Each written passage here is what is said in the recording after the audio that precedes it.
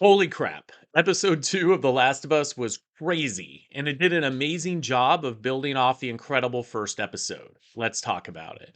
Hey everyone, Brent the Middleman, your middle aged middle manager, back today with my breakdown of episode 2 of the new hit HBO show, The Last of Us.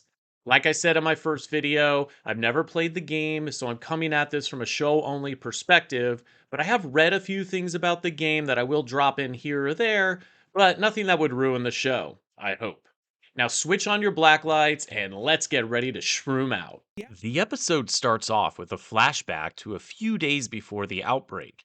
The military enters a diner in Indonesia, which makes everyone nervous. They live in a part of the world where, in the fairly recent past, military walking in meant that people were going to die. And in fact, it does mean this, but not in the way they think. They are looking for a scientist, the leading expert on fungus. The whole opening section is very tense. The soldier needing the scientist to hopefully save the world, and the scientist hoping the soldier doesn't plan to kill her. We find out that the outbreak started in a flower factory, which the scientist calls a perfect substrate. A substrate is the material that an organism lives in, feeds off of, and grows in, and flour is perfect for a fungus, apparently. The flour, as it turns out, is also a great way to spread the fungus around the world. We see the old lady neighbor eating biscuits, and they were also baking cookies. But Joel and his brother never eat anything with flour that day, and that could be why they were able to stay healthy. Joel also forgot to pick up a cake that night, and that may have saved his life. The military guy asks the scientist what they can do to stop the spread, and the scientist, with her hand shaking, says bomb. Bomb the whole city. The military guy is completely shook by this response from a civilian, and then the scientist asks to go be with her family. She knows that we're toast.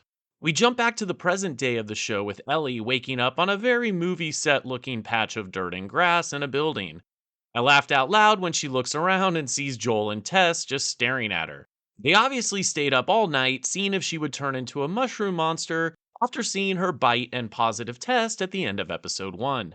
Joel lets us know that they've been hearing about miracle cures and vaccines for a long time, and it's no surprise that he is cautious and skeptical about Ellie. I also noticed that when Ellie was waking up, there was a butterfly. In episode 1, she sat beneath a glass butterfly at Joel's place.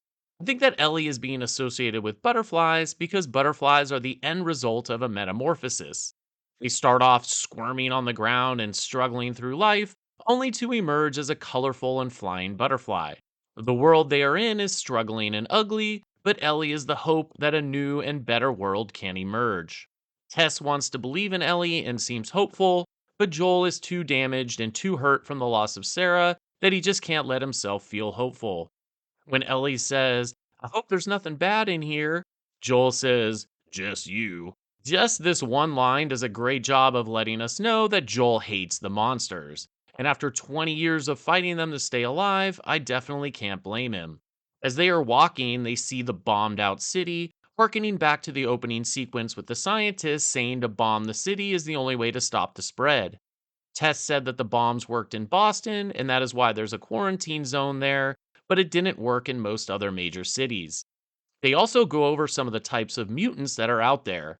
Ellie asks about ones that spit out spores, and Tess says she hopes those don't exist, which is an inside joke for game players where spores are something you need to avoid. Ellie also says that she has heard of blind ones that use sound to see like bats, and Joel and Tess get very quiet. And we find out why when they get to the museum. Tess then tells Ellie that the fungus lives underground, and if you step on a patch of it, it can let other monsters in the area know and they'll go on the attack. This is a change from the game, and definitely an aspect that will make moving around a lot more tense.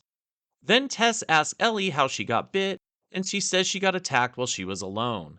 I won't spoil anything, but from what I've read, there's a lot more to this story, and why she said no when asked if she had a boyfriend. Shortly after this, they get to the hotel, and Ellie says she read about these in books. There is about 2 feet of water covering the floor, and Ellie says she can't swim. Joel shows her that she won't have to, because it isn't that deep, and this is another inside joke for game players. In the game, Ellie can't swim, so Joel has to get rafts and boards for her to float on, which I hear is a pretty tedious part of an otherwise awesome game. When they get to the top of the hotel, they see that their way is blocked by hundreds of mushroom monsters crawling on the ground trying to get to the cold, damp areas. This means that they have to double back and go the more dangerous way through the museum. Fittingly, this looks like a Revolutionary War museum. The US colonists had way less money and weapons and were severely outnumbered, but they were still able to defeat the much larger British Empire. The survivors are a lot like the colonists, and the mushroom monsters are the British Empire, but with much better teeth. And the colonists are fighting for their lives against a much larger power. So, yeah, a very fitting location. It's here in the museum that we meet another type of monster known as clickers. Clickers won't just bite you, they will tear you apart, much like the body they find. This shows that even though Ellie is immune to the fungus, she can still be killed and is still in danger. So it's a good thing she has all of the plot armor in the world. The whole clicker scene is terrifying and awesome. The makeup is fantastic, and you can see how the fungus is covering their entire heads, making them blind, so they make clicking noises to communicate and possibly see in the dark. That's why Joel is able to shine his flashlight right at one and it doesn't notice. The group puts up a good fight, and Tess is even able to fight one off on her own, nearly unscathed. Unfortunately, in this world, nearly isn't going to cut it. After the fight, Tess urges them to move on quickly, and we find out why very soon. They get to the spot where they were supposed to meet the fireflies, but all they find is an empty truck and a trail of blood, which is exactly what I find whenever I go to a 7-Eleven after midnight.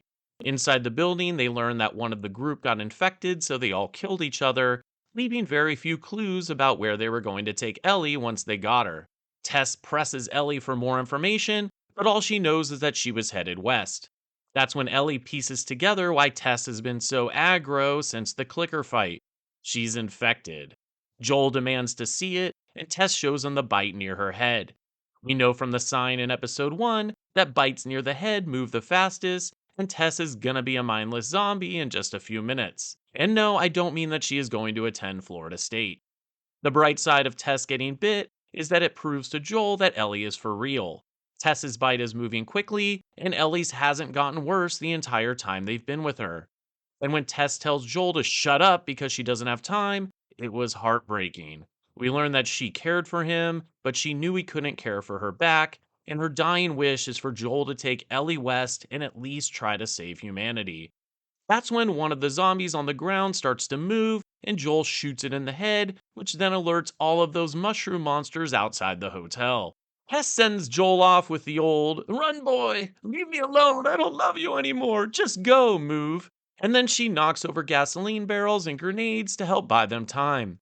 Joel and Ellie take off, and Tess tries to light her Zippo, but the change is happening and her hands are shaking. I'm not sure why she didn't just pull a pin on one of the grenades, but oh well, it really added to the tension. That's when the episode finishes with the most disgusting kiss seen on television since Ross kissed Rachel. A mushroom monster tongue kisses Tess with his mouth spores right as she is able to finally get the lighter going. And boom, Joel and Ellie watch the explosion, saved by Tess so they can escape. Wow, another amazing episode, and as much as I enjoy making these videos and all the anticipation during the week, I really do wish I could jump straight to the next one. For a non-game player, the world building has been incredible, and I really understand how the monsters work and what they're going to have to deal with on their way west. It looks like next week we'll be meeting two new characters, and I wonder if they were the ones sending the Danger 80s song through the radio. It sounds like there could be trouble a-comin'. The Last of Us is such a breath of fresh air after how stale The Walking Dead became, and I'm really excited to see what happens next.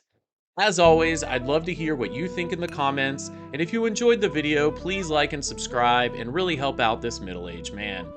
Here are a couple other videos to watch while you wait for the next one. Once again, thanks for watching. I'm Brent the Middleman, and I'll see you next time.